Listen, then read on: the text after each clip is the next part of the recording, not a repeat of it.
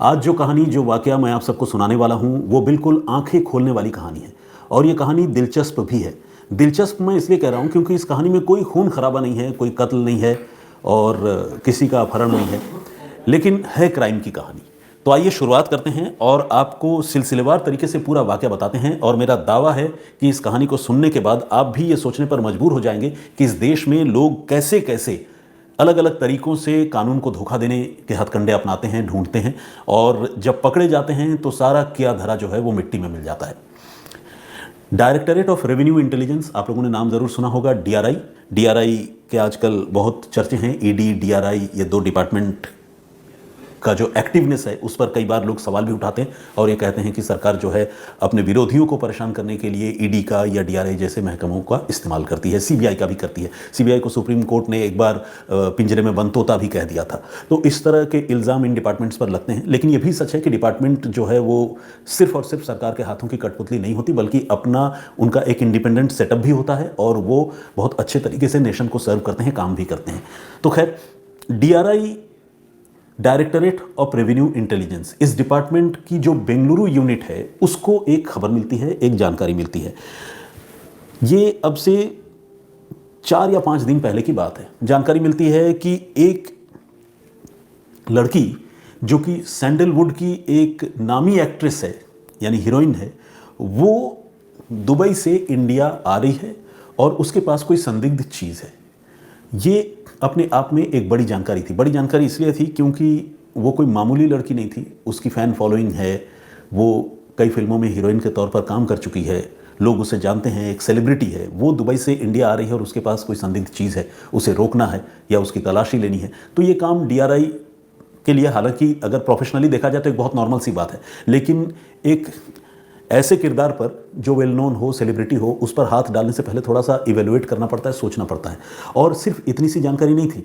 ये जो एक्ट्रेस थी वो खुद तो एक अच्छी खासी नामी हीरोइन है ही, लेकिन उनके पिता कर्नाटक पुलिस में ही डीजीपी के पद पर हैं। DGP, director general of police, यानी पुलिस के सबसे बड़े ऑफिसर। हालांकि उनके पास जो नॉर्मल पुलिस है एग्जैक्टली उसकी जिम्मेदारी नहीं है, बल्कि उनके पास जिम्मेदारी है पुलिस हाउसिंग कॉरपोरेशन की।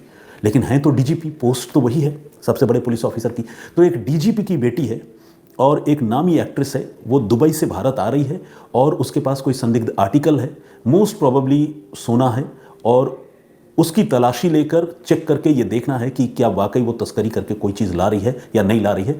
ये इन्फॉर्मेशन डीआरआई को मिली थी और डीआरआई को जैसे ही ये जानकारी मिली, डीआरआई का जो यूनिट है कैंपेगौड़ा इंटरनेशनल एयरपोर्ट बेंगलुरु में, उसको जो है अलर्ट कर दिया गया, एक्टिव कर दिया गया कि आप लोग तैयार हो जाइए और अभी हमें जैसे ही वो पैसेंजर आती है हमें उसकी फ्रिस्किंग करनी है, उसकी तलाशी लेनी है, और कोई भी चीज़ उससे जुड़ी हुई, चाहे उसका लगेज हो या उसके अटायर हो, कोई भी चीज़ बगैर जांच किए, बगैर चेक किए एयरपोर्ट से बाहर नहीं जानी चाहिए। मैंने जैसे कि आपको बताया, हाई प्रोफाइल कैरेक्टर तो है ही, इसके अलावा लड़की है तो फीमेल स्टाफ की भी ज़रूरत है, तो फीमेल स्टाफ को भी बुलाया गया, पूरी तैयारी की गई। ये एक तरह से रेड टाइप की सिचुएशन ही थी, समझ लीजिए। लेकिन हाँ, कोई अनडिस्क्लोज्ड लोकेशन पर नहीं, बल्कि एयरपोर्ट पर ही ये तलाशी होनी थी। एग्जैक्ट टाइम पर दुबई से वो फ्लाइट आई और फ्लाइट आई रात को। इसके बाद ये जो एक्ट्रेस है, अब उसके नाम का भी मैं आपको खुलासा करता हूँ। इसका नाम है रान्या राव। रान्या राव फ्लाइट से नीचे उतरी, बाहर आई, और जैसे ही बाहर आई, डीआरआई के लोगों ने रान्या राव को फ्लाइट से उतरने के बाद क्यू से अलग कर लिया, बाहर बुला लिया अपने पास, अपने तलाशी वाली जगह पर। और रान्या राव से कहा गया कि हमें आपकी तलाशी लेनी है और आपका जो लगेज है वो भी आप रख दीजिए, डिपॉजिट कर दीजिए, उसकी भी तलाशी लेनी है। रान्या राव बहुत शॉक्ड हो गई कि ये क्या बात हो गई, आपको पता नहीं मैं फ्रीक्वेंट ट्रैवलर हूँ, मैं अक्सर दुबई और फॉरेन ट्रिप्स जाती आती हूँ और मेरे पापा डीजीपी हैं, तमाम इस तरह की चीज़ें। लेकिन पुलिस वालों ने, जो डीआरआई के जो ऑफिसर्स थे, उन्होंने कहा कि बिल्कुल आप होंगी, इसमें कोई दिक्कत नहीं है, एक रूटीन चेकअप है, हम आपकी तलाशी लेंगे, उसके बाद आप आराम से जा सकती हैं, कोई दिक्कत वाली बात नहीं। लेकिन रान्या जो है वो रिलक्टेंट थी, तलाशी देने के लिए शुरू में तैयार नहीं थी। लेकिन जब कानून को का पालन कराने वाले एजेंसी के ऑफिसर्स जब किसी काम में लगते हैं तो जाहिर है किसी के रिलक्टेंट होने से वो रुकते तो है नहीं। तो डीआरआई के ऑफिसर्स ने कहा कि नहीं, तलाशी तो ज़रूरी है, इसके बगैर आप जा नहीं पाएंगी। तो कुछ देर तक ये खींचतान चलती रही। फाइनली रान्या राव की तलाशी ली गई, यानी बॉडी फ्रिस्किंग की गई। जब बॉडी फ्रिस्किंग की गई तो ऐसी सच्चाई सामने आई, ऐसा खुलासा हुआ कि डीआरआई के जो ऑफिसर्स थे उनके लिए भी ये शॉकिंग था, और जब ये खबर अब पूरे पब्लिक डोमेन में है तो सारे लोग हैरत में हैं। रान्या राव ने खुद गोल्ड अटायर, गोल्ड ज्वेलरी मैं कहूँगा, जो गोल्ड ज्वेलरी उन्होंने पहनी थी वो 800 ग्राम वजन की गोल्ड ज्वेलरी उन्होंने खुद पहन रखी थी। हालांकि एक आदमी नॉर्मली 800 ग्राम सोने के जेवरात पहनकर नहीं चलता, लेकिन रान्या राव ने पहन रखी थी। इसके अलावा रान्या राव ने जो कपड़े पहने थे उसके अंदर उसने एक बेल्ट पहन रखा था, और उस बेल्ट में पूरे 14 किलो सोने के बिस्किट्स और ब्रिक्स, जो भी आप कहें साइज़ के हिसाब से, तो वो पूरा 14 किलो दुबई का गोल्ड उनके उस बेल्ट में कंसील्ड किया हुआ था, छिपाया हुआ था, और वो कपड़े के अंदर वो बेल्ट पहनकर बहुत आराम से बाहर जा रही थी। अब जब चेकिंग हुई तो वो बेल्ट मिल गई। फिर डीआरआई के लोगों ने वो बेल्ट खोला। बेल्ट खोलने के बाद जब उसको पूरी तरह से डिसमेंटल किया गया, खोला गया, तो उसमें से सोने के बिस्किट्स और तमाम पीसेस मिले। वो 14 किलो वज़न का है। अब इससे पहले कि हम आगे बढ़ें, आप ये समझ लीजिए कि इस 14 किलो की कीमत कितनी होगी।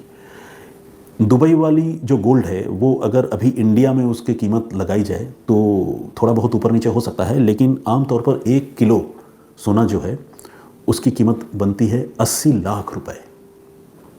और रान्या राव के पास 14 किलो सोना जो है वो बेल्ट में ही था, जिसको डीआरआई ने रिकवर किया, और उसकी कीमत बनेगी तकरीबन 12 करोड़ रुपए। इस हेवी अमाउंट का मटेरियल सोना रान्या राव लेकर जो है वो भारत आ रही थी, और डीआरआई को जो भी उनके इंटेलिजेंस इनपुट मिले उसकी बदौलत रान्या राव के बारे में पता चला, और रान्या राव को डीआरआई ने पकड़ लिया। अब सवाल यह है कि डीआरआई को पता कैसे चला, ये भी एक सवाल है, किसने बताया होगा। तो देखिए, डीआरआई के पास उनके अपने इन्फॉर्मर तो होते ही हैं, इंटेलिजेंस उनकी अलग होती है जो जानकारी जुटाती है, लेकिन साथ ही डीआरआई लोगों की एक्टिविटीज़ पर भी नज़र रखती है। शॉकिंगली डीआरआई ने ये नोटिस किया कि रान्या राव जो है वो इसी महीने में, मतलब फरवरी महीने की ये बात है, मैं अगर पूरे इस साल की अगर मैं बात करूँ, जनवरी से लेकर अब तक रान्या राव दुबई जो है आना जाना उन्होंने 10 बार किया है, मतलब 10 बार गई हैं, वापस आई हैं। इतना फ्रिक्वेंटली कोई दुबई जा रहा है, वापस आ रहा है, ये अपने आप में एक रीज़न फॉर सस्पिशन है। तो डीआरआई को इस मामले में रान्या राव पर शक था। इसके बाद रान्या राव के बारे में और जानकारी जुटाई गई, तो और जानकारी में ये पता चला कि जब जब रान्या राव दुबई जाती है और वापस आती है, तब तब एक प्रोटोकॉल ऑफिसर रान्या राव को रिसीव करने के लिए एयरपोर्ट पर पहुंचता है। उस प्रोटोकॉल ऑफिसर का काम क्या है, वो एयरपोर्ट के सारे जो दूसरे ऑफिशियल्स हैं उनको जाकर ये बताता है कि रान्या राव आ रही हैं, वो सैंडलवुड की एक्ट्रेस हैं, डीजीपी साहब की बेटी हैं, मैं उनके हवाले से यहाँ पर आया हूँ और रान्या राव जी को मुझे लेकर जाना है, तो आप बस प्लीज़ उनका एग्जिट करा दीजिए। तो प्रोटोकॉल ऑफिसर, जब एक सरकारी ऑफिसर वहाँ पहुँच रहा है और डीजीपी का हवाला दे रहा है, तो जाहिर सी बात है रान्या राव को वहाँ पर इतनी पूछताछ होती नहीं थी। इससे पहले रान्या राव के जो लगेजेस हैं उसको ऑफ कोर्स स्कैन किया जाता था, लेकिन उनकी बॉडी फ्रिस्किंग जो है नहीं होती थी। अब डीआरआई को ये शक है कि शायद इसी प्रोटोकॉल ऑफिसर की आड़ में रान्या राव इससे पहले भी कई बार गोल्ड स्मगल कर चुकी है, और दुबई जो इतनी बार फ्रिक्वेंटली वो आती जाती है, बार बार वो सोना ही लेकर आती है। डीआरआई को यह भी शक है कि रान्या राव का ये अकेले का काम नहीं है, बल्कि इसके पीछे कोई बहुत बड़ा गोल्ड रैकेट है जिसका खुलासा डीआरआई को करना है। हालांकि डीआरआई ने अब उससे पूछताछ करके उसे कोर्ट में पेश किया था, जिसके बाद उसे 14 दिनों के लिए न्यायिक हिरासत में यानी जुडिशियल कस्टडी में जेल भेज दिया गया है। तो एक डीजीपी की बेटी और एक इतनी नामी एक्ट्रेस और ज़्यादा पैसा कमाने की जो चाहत, उस चाहत में वशीभूत होकर उस लड़की ने अपने पाँव पर कुल्हाड़ी मार ली, और इतना सारा गोल्ड स्मगल करके वो लेकर आ रही थी और रंगे हाथों पकड़ी गई। एक और दिलचस्प और ख़ास बात यह है कि 10 बार तो चलिए वो इसी साल में ट्रैवल कर चुकी है, लेकिन हाल के जो लास्ट 4 ट्रिप्स उसने लगाए हैं, उन चारों बार उसकी इन ट्रिप में जो उसने ड्रेस पहनी थी वो ड्रेस एक ही थी। एग्जैक्टली अगर कलर वाइज एक हो ना हो, लेकिन जो उसका अपीयरेंस था वो एक जैसा था। मैंने तो देखी नहीं वो ड्रेस क्या है, और एग्जैक्टली जानकारी मैं जुटा भी नहीं पाया, लेकिन मुझे लगता है कि शायद कोई लहंगे जैसी चीज़ होगी, क्योंकि अगर आप घाघरा चुन्नी या लहंगे जैसी चीज़ पहनते हैं तो ऊपर से नीचे तक जो है वो बॉडी ढकी हुई रहती है, ऐसे में कोई चीज़ अंदर छुपाने में सुविधा होती होगी। तो मैं ऐसा गेस कर रहा हूँ कि शायद लहंगा चोली जैसी ही कोई चीज़ हो सकती है। तो रान्या राव हर बार वही ड्रेस पहनकर आती थी, 4 बार से कम वो यही ड्रेस पहन रही थी। तो इससे भी ये पता चलता है कि उस ड्रेस के अंदर जो है ये बेल्ट वो पहन रही थी जिसमें वो पॉकेट्स बने हुए थे, जिसमें वो सोने के बिस्किट्स छिपा रही थी। तो इस तरह से 14 किलो सोने के बिस्किट के साथ रान्या राव को पुलिस ने, DRI ने गिरफ्तार किया। इस मामले में टाइम्स ऑफ इंडिया ने एक रिपोर्ट छापी है और टाइम्स ऑफ इंडिया ने यह कहा है कि बेटी की गिरफ्तारी के बाद जर्नलिस्ट्स ने, खासकर टाइम्स ऑफ इंडिया ने, जो DGP है रान्या राव के पिता रामचंद्र राव, उनसे बात करने की कोशिश की, लेकिन रामचंद्र राव ने यह कहा कि मेरी बेटी की शादी आज से 4 महीने पहले हो गई है और इसके बाद ऑब्वियसली बेटी के साथ मेरा कोई रोज़ का वास्ता या ताल्लुकात है नहीं, वो हैप्पीली मैरिड है, कहीं और रहती है, तो इसीलिए मैं वो क्या कर रही है क्या नहीं कर रही है इसके बारे में नहीं जानता हूँ और इसके लिए मैं जवाबदेह भी नहीं हूँ। ये रामचंद्र राव ने मीडिया से ये बात कही है। लेकिन एक कहानी ये भी है कि रामचंद्र राव पर इससे पहले भी एक बार एक संगीन इल्ज़ाम लग चुका है। हालांकि रामचंद्र राव उस बार जो है वो कानून के शिकंजे में तो नहीं आए थे, गिरफ्तार नहीं हुए, लेकिन उन पर इल्ज़ाम ज़रूर लगा। एक ज्वेलर ने साल 2014 में रामचंद्र राव पर तकरीबन 2 करोड़ रुपए झटक लेने का इल्ज़ाम लगाया था। उस मामले की जांच हुई और इस मामले की शुरुआत यूं हुई कि मैसूरू से केरल एक बस जा रही थी, जिस बस में कुछ अनअकाउंटेड मनी तकरीबन 2 करोड़ 20 लाख रुपए होने की सूचना मिली थी। अब जब पुलिस को ये सूचना मिली तो पुलिस ने उस बस पर रेड की, उसे रुकवाया। रुकवाने के बाद एक आदमी के पास से वाकई पुलिस को 2 करोड़ 20 लाख रुपए मिले। लेकिन ये जो 2 करोड़ 20 लाख रुपए मिले, उसमें से जब आगे जांच हुई और जांच के बाद जब प्रॉपर FIR या इन्वेस्टिगेशन हुई तो पता चला कि 2 करोड़ रुपए तो अकाउंटेड थे, यानी उसका हिसाब किताब था। 20 लाख रुपए अनअकाउंटेड थे, यानी उसका कोई हिसाब किताब नहीं था। लेकिन इन रुपयों का पोजीशन जिस आदमी के पास था, उस आदमी का कनेक्शन रामचंद्र राव से निकला और वो आदमी कोई और नहीं बल्कि रामचंद्र राव का बॉडीगार्ड था। बॉडीगार्ड गिरफ्तार हो गया। हालांकि रामचंद्र राव पर कोई आंच नहीं आई DGP पर, और बॉडीगार्ड डकैती के इल्ज़ाम में तब गिरफ्तार हुआ था। तो एक तरह से देखा जाए तो रामचंद्र राव पर पहले भी इल्ज़ाम लग चुके हैं। इस बार रामचंद्र राव पर इल्ज़ाम तो नहीं है, लेकिन रामचंद्र राव की बेटी इतने संगीन जुर्म में पकड़ी गई है और तस्करी जैसे मामले में पकड़ी गई है, और अब तक का जो हिसाब किताब है इन्वेस्टिगेशन का, उससे लगता है कि वो एक बड़े रैकेट से जुड़ी हुई है और पहले भी वो इस तरह का काम कर चुकी है। यहाँ पर बेशक DGP इस बात से इनकार करें कि उनका इस मामले से कोई लेना देना नहीं है, लेकिन सवाल ये उठता है कि रान्या राव को आखिर वो प्रोटोकॉल ऑफिसर कैसे मिलता था। जाहिर है रान्या राव कोई सरकारी ऑफिसर तो है नहीं, पिता ही प्रोटोकॉल ऑफिसर भिजवाते होंगे। तो पिता के हवाले से या पिता की जानकारी में या गैर जानकारी में मुझे नहीं पता, अगर कोई एक प्रोटोकॉल ऑफिसर एयरपोर्ट पर आता है और रान्या राव को सेफली सस्पेक्टेड आर्टिकल्स और आइटम के साथ एयरपोर्ट से बाहर निकाल कर ले जाता है, तो फिर इस पूरे मामले की बड़े लेवल पर जांच होनी चाहिए कि किन किन लोगों की इस मामले में भूमिका रही है।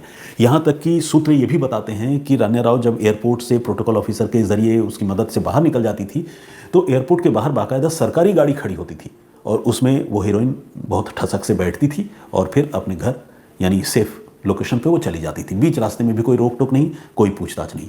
ये सिलसिला लगातार चल रहा था। अब सवाल ये है कि अगर ये सब कुछ DGP की जानकारी में है और बेटी इस तरह का काम कर रही है तो फिर ये अपने आप में एक बड़ा सवाल है। अब इसी साल जो जानकारी सामने आई है, इस साल में तो अभी ये 3रा महीना ही चल रहा है, शादी जो है वो 4 महीने पहले हुई है, तो मुझे लगता है मैक्सिमम नवंबर या दिसंबर में हुई होगी। तो इस साल अभी ये 3रा महीना चल रहा है, 2 महीने गुजरे हैं और इन 2 महीनों में भी वो बार बार गई है, आई है, 10 बार तो मैंने आपको बता दिया, और उसमें प्रोटोकॉल ऑफिसर ने उसे रिसीव किया है। तो प्रोटोकॉल ऑफिसर तो जाहिर सी बात है रान्या राव का खुद का तो होगा नहीं, फिर उनके पिता का ही होगा। तो इस मामले की भी जांच जो है, एक कॉम्प्रिहेंसिव इन्वेस्टिगेशन की फिलहाल ज़रूरत है। आने वाले दिनों में DRI इस मामले की जांच को कहाँ तक पहुँचाती है, कौन कौन से लोग इस मामले के लपेटे में आते हैं, वो देखने वाली बात होगी। और इस केस से जुड़ी अगर कोई नई जानकारी होगी तो मैं आप लोगों को उसके बारे में ज़रूर अपडेट करूँगा।